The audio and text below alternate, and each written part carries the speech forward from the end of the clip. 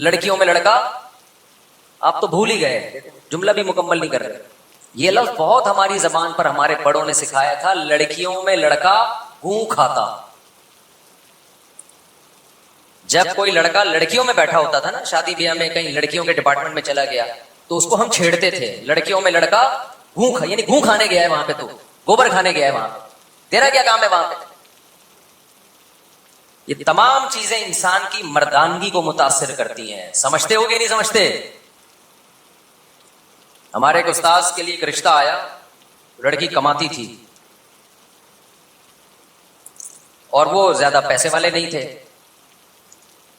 تو انہوں نے انکار کر دیا. کسی نے پوچھا کہ جی آپ کے پاس تو ویسے ہی آمدن نہیں ہے، کمانے والی لڑکی مل رہی ہے، کر لیں شادی. انہوں نے کہا ہم بے غیرت نہیں ہیں. یہ ان کے الفاظ ہیں، صحیح کا غلط کا یہ تو آپ بیٹھ کے تجزیہ کریں. انہوں نے کہا ہمارے خاندان میں رواج نہیں ہے عورت کی کمائی کھانے کا. معذرت چاہتا ہوں اس طرح کی باتیں آپ سے شروع کر دی ربیع الاول میں، بہت معذرت چاہتا ہوں. میں سیرت کی طرف آ رہا ہوں. تو یہ سیرت ہی ہے بھائی، یہ کیا ہے؟ یہ سیرت ہی بیان کر رہا ہوں.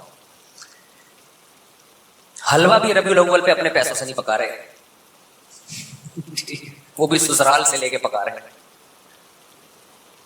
تو وہ استاد ہے ماشاءاللہ، اللہ ان کو بڑی غیرت دی. انہوں نے کہا بھائی ہمارے ہاں یہ رواج نہیں ہے، تو ہم اس سے کریں گے جس کو ہم کھلائیں، اس سے ہم نہیں کھائیں گے. ان کا اسٹائل بھی پھر ایسا ہی، ہم نہیں کھائے گا. غیرت پہ سمجھوتا بولو. انہوں نے کہا نہیں کرے گا، جاؤ. انکار کر دیا انہوں نے. اب وہ اس کو جاب چھڑوا نہیں سکتے تھے کیونکہ اس غربت میں وہ گزارا نہیں کرتی. انہوں نے کہا اس کو بولا پھر کسی مالدار سے کرے گا. تو ہم جو ان کے الفاظ یہ ہیں کہ ہم اگر روکھی سوکھی کھائیں گے تو اس کو بھی ہمارے ساتھ روکھی سوکھی کھانی پڑے گی، خرچہ ہمارا ہو. خیر یہ غیرت کے کچھ چیزیں ہیں، آگے چلتے ہیں. تو میں بس یہ بات کو عرض کر لوں کہ بیوٹی پارلر کس پہ جچتا ہے؟ لڑکیوں پہ جچتا ہے، مردوں پہ نہیں جچتا. میں یہ نہیں کہہ رہا کہ شادی والے دن سول ڈریس میں چلے جاؤ، نہائے دھوئے نہاؤ دھو اچھی طرح تیار ہو جاؤ اور بس اتنا کافی. صابن سے نہاؤ، نہیں تو ڈیٹول سے نہا لو. پھر بھی اگر آپ کو لگتا ہے کوئی جراثیم باقی رہ جائیں گے یا اچھے نہیں لگو گے تو تیزاب سے نہا لو. بالکل نیٹ کلین ہو جاؤ گے انشاءاللہ. تو اللہ تعالیٰ نے جتنے بھی پیغمبر دنیا میں بھیجے ان کا بنیادی کام کیا تھا؟ لوگوں کو مخلوق کی عبادت سے نکال کے اللہ کی عبادت کی طرف لانا. یہی ہے نا پیغمبروں کا کام. شیطان نے کیا کیا؟ قرآن کہتا ہے شیطان پہلے دن سے پیچھے پڑا ہوا ہے. وَزَيَّنَ لَهُمُ الشَّيْطَانُ أَعْمَالَهُمْ. شیطان یہاں اعمال سے برے اعمال مراد ہیں.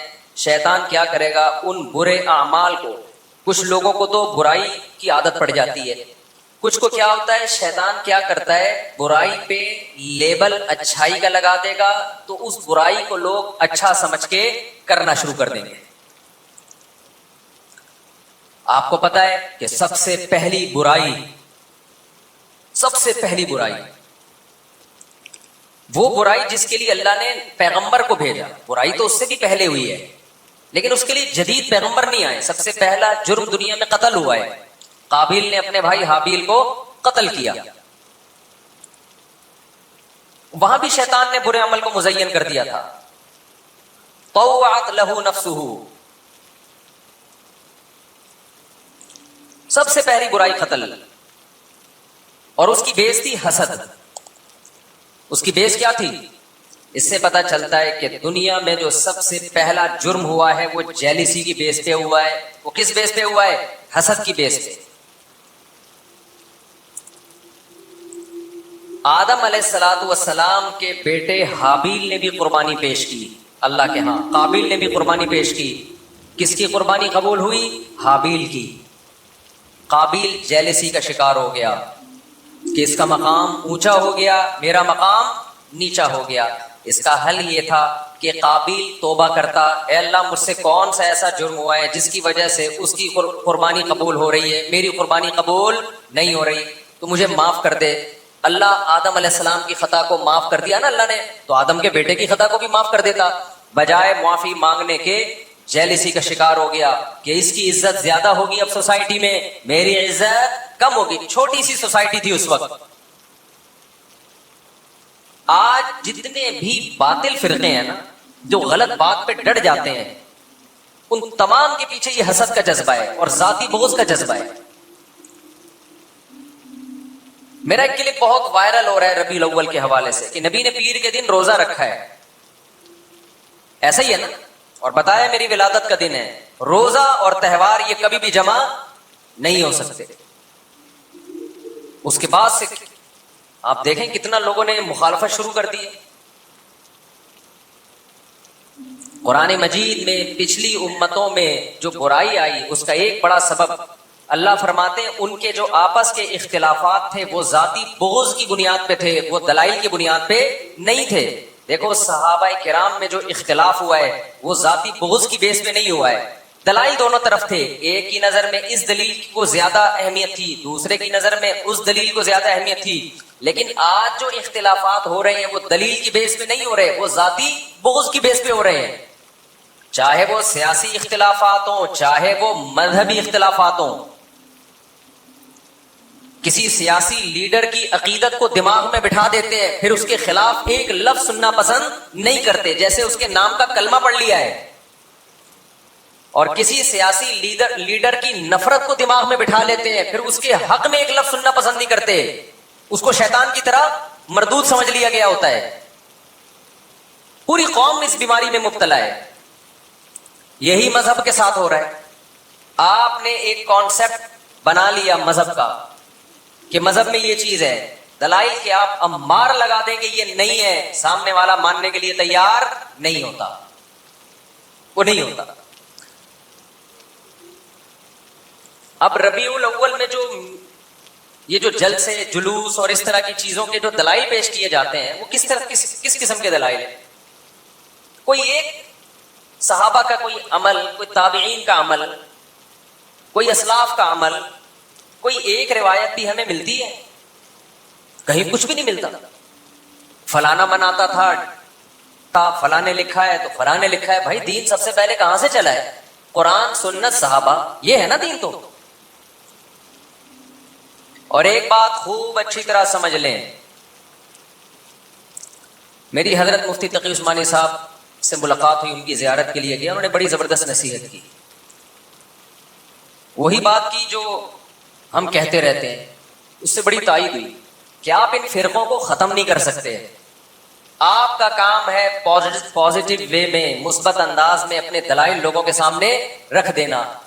جس کی قسمت میں ہدایت ہوگی آ جائے گا، جس کی قسمت میں ہدایت نہیں ہوگی، جو سیدھا راستہ نہیں چاہے گا، اس کو آپ زبردستی ہدایت نہیں دے سکتے. یہ چلتے رہیں گے اسی طریقے سے. اس جملے سے بڑی تسلی ہوئی. اسلام سے زیادہ حقانیت کس کی ہو سکتی؟ دنیا میں لوگ بتوں کی عبادت کر رہے کہ نہیں کر رہے؟ کیا دلائل کی دنیا میں ان کا پلڑا بھاری ہے؟ کون دنیا میں ایسا شخص ہوگا جس میں اتنی سینس بھی نہیں ہوگی کہ جس پتھر کو میں اپنے ہاتھ سے تراشتا ہوں، میں نے خود بنایا، میں نے مارکیٹ سے خریدا، 2 خریدنے پر تیسرا فری ملا مجھے، ہول سیل کے ریٹ الگ ہوتے ہیں، وہ میری بگڑی بنائے گا. اس کے لیے کسی دلیل کی ضرورت ہے اس پہ رد کرنے کے لیے؟ لیکن کیا بڑے بڑے ڈاکٹر، بڑے بڑے سائنٹسٹ، انجینئرز کیا بتوں کی عبادت نہیں کر رہے؟ بولو نا کیا ہو گیا میرے بھائی؟ تو اگر آپ ان کی ٹینشن لیتے رہو گے ساری زندگی یہ کیا ہو رہا ہے، یہ کیا ہو رہا ہے، تو اس سے بت پرستی ختم نہیں ہوگی. آپ ڈپریشن اور ٹینشن سے مر جاؤ. تو اس کا حل کیا ہے؟ وہی حل ہے جو قرآن نے بیان کیا کہ آپ اپنی بات لوگوں تک پہنچا دیں. جو بھی بتوں کی عبادت کرتا ہے اس کو کہہ دیں، جیسے قرآن نے کہا الہم ارجل یمشون بہا، بتاؤ کیا ان کے پاؤں ہیں جس سے یہ چلتے ہیں؟ ام لہم اعین یبصرون بہا، بتاؤ کیا ان کی آنکھیں ہیں جس سے یہ دیکھتے ہیں؟ ام لہم ایدی یبطشون بہا، بتاؤ کیا ان بتوں کے یہ ہاتھ ہیں جس سے یہ پکڑتے ہیں؟ ام لہم آذان یسمعون بہا، بتاؤ کیا ان کے کان ہیں جس سے یہ سنتے ہیں؟ اس سے اچھے تو تمہارے کان ہیں، تم سنتے ہو. اس سے اچھی تو تمہاری آنکھیں ہیں، تم دیکھتے ہو. یہ تو نہ سن سکتے ہیں نہ دیکھ سکتے ہیں، تو کیوں ان کی عبادت کرتے ہو؟ 2 اور 2 4 کی طرح قرآن بات کر رہا ہے کہ نہیں کر رہا؟ کیا ہندو یہ آیتیں نہیں پڑھتے ہوں گے؟ کیا ان کو یہ معلوم نہیں ہے؟ بول لو بھائی. اس کے بعد بھی آپ دیکھ لو یوٹیوب پہ ویڈیو بھری ہوئی ہے. ڈاکٹر بھی جاتے ہیں مندروں میں, بتوں کے سامنے جھکتے ہیں. سے صاف پتہ چلتا ہے بھائی ہمارا کام اللہ کا پیغام پہنچا دینا ہے, منوانا ہمارے ذمے نہیں ہے. تو غیر مسلموں کی گمراہی میں بھی ہمارا کام پیغام پہنچانا ہے. مسلمانوں میں جہاں گمراہی پھیلے گی تو ہمارا کام پیغام پہنچانا ہے, منوانا ہمارا کام نہیں ہے. ہم پیغام پہنچا دیتے ہیں کہ ربیع الاول میں جو کچھ آج کل ہو رہا ہے یہ پیغمبر کا طریقہ نہیں ہے, یہ آپ کی اپنی خواہشات ہیں جن کو آپ مذہب کا لیبل لگا کے پورا کر رہے ہو. دین اپنی خواہشات کا نام نہیں ہے. پورا صحیح کوئی نہیں ہوتا. جب ہم بتاتے ہیں نا کہ محرم میں ایسے گزارو جیسے پیغمبر نے گزارا, ایسے گزارو جیسے صحابہ نے گزارا, تو کیسے گزارا بھائی؟ صرف 10 محرم کا روزہ, 9, 10 یا 10, 11 بس. اور روزوں کی کثرت محرم میں کریں آپ, جتنے زیادہ روزے رکھ سکتے ہیں. اس کے علاوہ محرم میں کوئی اضافی عمل اسلام میں ثابت نہیں ہے. ربیع الاول میں تو یہ بھی نہیں ہے کہ کوئی اضافی روزوں کی فضیلت ہو یا عمرے کی فضیلت ہو. آج کل ربیع الاول میں عمرے بہت ہو رہے ہیں. لوگ کہتے ہیں بھائی اس مہینے میں عمرہ کیونکہ نبی پیدا ہوئے تھے. تو آپ پیغمبر سے آگے نکل رہے ہو بھائی. ہمارے نبی کو نہیں معلوم تھا کہ میں اس مہینے میں پیدا ہوا ہوں تو میں اس مہینے کی فضیلت بیان کر کے چلا جاؤں. صحابہ کو معلوم نہیں تھا کہ ہمارے پیغمبر اس مہینے میں پیدا ہوئے ہیں تو ہم اس مہینے میں عمرہ کر کے اس کی فضیلت کو بڑھا دیں. کہیں کوئی ایک حدیث دکھاؤ جس میں کسی صحابی نے ربیع الاول میں عمرے کی الگ سے فضیلت بیان کی ہو. میں سمجھا پا رہا ہوں بات؟ کوئی ایک روایت دکھا دو بھائی. رمضان میں عمرے کی فضیلت ہے. نبی صلی اللہ علیہ وسلم نے فرمایا رمضان میں عمرہ ایسے ہے جیسے حج. اس کا یہ مطلب نہیں ہے کہ مکمل حج جیسا, حج تو حج ہی ہے, یہ تو تشبیہات ہوتی ہیں اس کی ویلیو کو بڑھانے کے لیے. تو رمضان میں آپ عمرہ کرتے ہیں کیونکہ رمضان میں ویسے بھی ہر عبادت کا ثواب بڑھ جاتا ہے. یہ فضیلت ہمیں ربیع الاول کے بارے میں نہیں ملتی. تو کیوں اللہ اس کے رسول کی طرف نہیں آ جاتے؟ کیوں اس اسلام کو فالو نہیں کرتے جو 1400 سال پہلے آیا تھا؟ تو میں یہ کر رہا تھا شیطان نے کیا کیا, وَزَيَّنَ لَهُمُ الشَّيْطَانُ أَعْمَالَهُمْ. شیطان برے اعمال کو کیا کرے گا؟ مزین. دنیا میں وہ برائی سب سے پہلے جو آئی ہے جس کے لیے اللہ نے پیغمبر کو بھیجا ہے وہ عقیدت میں غلو کی وجہ سے آئی ہے. نوح علیہ السلام جب آئے نا توحید کی دعوت کے لیے, تو آپ کو پتا ہے نوح علیہ السلام کی قوم میں کون سا شرک تھا؟ نوح علیہ السلام سے پہلے اس قوم میں 5 بڑے بزرگ گزرے تھے, اللہ والے گزرے تھے, جو لوگوں کو اللہ اللہ سکھایا کرتے تھے, لوگوں کو توحید کی دعوت دیا کرتے تھے, اللہ کے عبادت گزار تھے. ود, سواع, یغوث, یعوق, نصر, یہ 5 نام تھے ان کے. سمجھ میں آ رہی ہے بات؟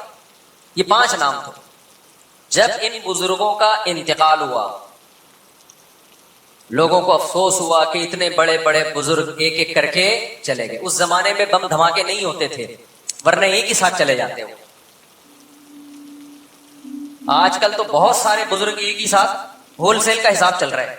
اللہ بچائے ہم سب کو ان دھماکوں سے, ملک کے حالات کو اللہ صحیح کرے, درست کرے. تو ایک ایک کر کے اپنی طبعی موت وہ مرتے چلے گئے. لوگ ان کی عقیدت محبت میں روئے, ثواب سمجھ کے روئے.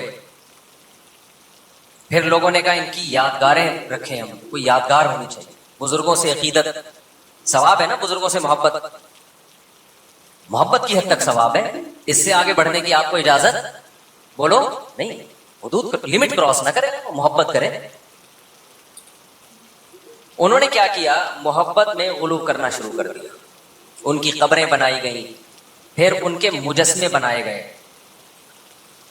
آج بھی لوگ اپنے باپ دادا کی یاد میں دکانوں پہ تصویریں لگاتے ہیں, اپنے باپ دادا کی, پیروں کی تصویریں لگاتے ہیں.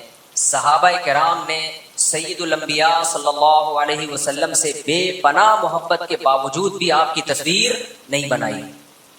کیوں؟ پابندی کس نے لگائی تھی؟ نبی صلی اللہ علیہ وسلم. کہیں ملتی ہے نبی صلی اللہ علیہ وسلم کی معاذ اللہ فرضی تصویر بھی؟ حالانکہ تصویر سازی کا فن اس زمانے میں عروج پر تھا. جو لوگ پتھروں کو تراش کے انسان کی شکل بنا سکتے ہوں وہ پینٹنگ کے ذریعے نہیں بنا سکتے تھے کیا؟ آپ کو قدیم مسلم اسکالرز میں محمد بن قاسم کی تصویریں ملیں گی. محمد بن قاسم 1300 سال سے بھی زیادہ عرصہ ہو گیا, 1300 سال پرانی. کیوں ملیں گی؟ مسلمانوں نے نہیں بنائی. جب محمد بن قاسم نے ہندوستان پہ حملہ کیا, سندھ پہ حملہ کیا, سندھ کو فتح کیا اور ایسا عدل و انصاف سے سندھ کو بھر دیا, تو ہندو عقیدت میں محمد بن قاسم کی تصویریں بنایا کرتے تھے, جو تصویریں آج تک چلی آ رہی ہیں. سمجھ میں آ رہی ہے بات کہ نہیں آ رہی؟ مسلمانوں نے یہ تصویریں بنانے والا کام بولو نہیں, یہ شرک کی پہلی جڑ ہے, بنیاد ہے یہاں سے. تو انہوں نے کیا کیا, 5 بڑے بڑے جو بزرگ تھے نا ان بزرگوں کے پتلے بنا ڈالے عقیدت محبت میں, تاکہ ان کی یاد رہے. تھوڑے دنوں میں شیطان نے آ کے پہلے تو یہ کام کروایا. وہ چور اور ڈاکوؤں کی شبیہیں نہیں بنا رہے تھے, اہل اللہ کی تشبیہات شبیہیں بنا رہے تھے, نیک بزرگوں کی شبیہیں بنا رہے تھے. شیطان برائی کو مزین کر رہا ہے کہ نہیں کر رہا؟ برائی پہ میک اپ کر کے لا رہا ہے نا. جیسے گوبر رکھا ہوا ہو, اس پہ چمک پٹی لگا ہوا ہو اور خوشبو کا اسپرے کر کے کسی کے سامنے رکھ دو اور وہ کھا جائے, یہ کہہ کے کھا جائے کہ کتنا اچھا لگ رہا ہے. او بھائی لگ رہا ہے نہیں اچھا. ہر اچھی لگنے والی چیز اچھی نہیں ہوتی. بعض دفعہ پیکنگ ایسی ہوتی ہے کہ اس پیکنگ کی وجہ سے اندر میٹیریل کو دیکھا ہی نہیں جاتا, لوگ پیکنگ پہ مرتے ہیں. اور ہماری پاکستانی قوم تو پیکنگ ہی کو پہ سب دل دے بیٹھتی ہے. بڑھ کے دیکھ کے تو لوگ عاشق ہو رہے ہیں. اتنی پیکنگ. میرا شہد کا بہت عرصے بزنس رہا ہے نا, اب تو ختم کر دیا, اب میں ڈیٹیل بتا رہا ہوں آپ. خالص شہد کبھی بھی کوئی نہیں خریدتا پاکستان میں, یہ آپ کو بتا دوں. ہم نے بھی بزنس کی ہے نا. خالص چیز پاکستان میں کبھی بھی کوئی آپ سے نہیں خریدے گا. میں خالص شہد لیتا تھا, خالص شہد تھا, وہ جم جاتا تھا خود ہی رکھے رکھے. اس کے خالص ہونے کی کچھ شہد ایسے ہوتے ہیں کہ وہ فریج میں رکھے بغیر بھی جمتے ہیں. لوگ نہیں خریدتے تھے, نکلی ہے. اور جو لوگ کیا کرتے تھے, ان کو پانی میں کین رکھ کے, پلاسٹک کا کین رکھ کے اچھی طرح سے بوائل کر کے اس کا بیڑا گرک کرتے ہیں نا, اس کے بعد وہ جمتا نہیں ہے, لیکن اس کے منرل ضائع ہو جاتے ہیں. وہ دنا دن مارکیٹ میں بکتا ہے, کیونکہ لوگوں کے دماغ میں کسی نے کھوپڑی میں ڈال دیا کہ شہد جمتا نہیں ہے. اتنی تحقیق کی فرصت نہیں ملتی کہ جا کے یہ تحقیق کر لو کیا یہ سچ ہے یا جھوٹ ہے. بھائی خالص شہد تو بعض دفعہ چھتے سے جمع ہوا اترتا ہے. تحقیق کا میں معیار بتا رہا ہوں. کسی بزرگ نے دماغ میں یہ بات ڈال دی ہے ان کے کہ خالص شہد جمتا نہیں. تو اب کیا ہوتا ہے کہ جو شہد آتے ہیں نا کمپنیوں کے, وہ کیا کرتے ہیں, اس کو اچھی طرح بوائل کرتے ہیں. شہد بوائل اچھی طرح ابالنے کے بعد شہد کا بیڑا ہو گیا غرق, اس کو اب جمتا نہیں ہے. پھر وہ چھان کے بیچتے ہیں, دے دنا دن لوگ خریدتے ہیں, کہتے ہیں 6 مہینے سے رکھا ہوا ہے جمع نہیں. اس کا مطلب یہ کیا ہے, خالص. پلوسا شہد جو ہے نا, پلوسا جس کا بہت بزنس ہوتا ہے, یہ رکھے رکھے جم جاتا ہے, گرمیوں میں بھی جم جاتا ہے. اگر جم رہا ہے اس کا مطلب 100% خالص ہے. لیکن آج کل نہیں جم رہا کیونکہ خالص نہیں ہے. اور جس کا جم رہا ہے لوگ خرید نہیں رہے, جس کا نہیں جم رہا لوگ کیا کر رہے ہیں, بولو, خرید رہے. میں نے کئی تاجروں سے بولا تم لوگوں کو دھوکہ کیوں دیتے, انہوں نے کہا یہ قوم اس قابل ہے کہ اس کو دبا کے دھوکہ دیا جائے, کیونکہ خالص چیز یہ خریدتی نہیں ہے. بات چل پڑی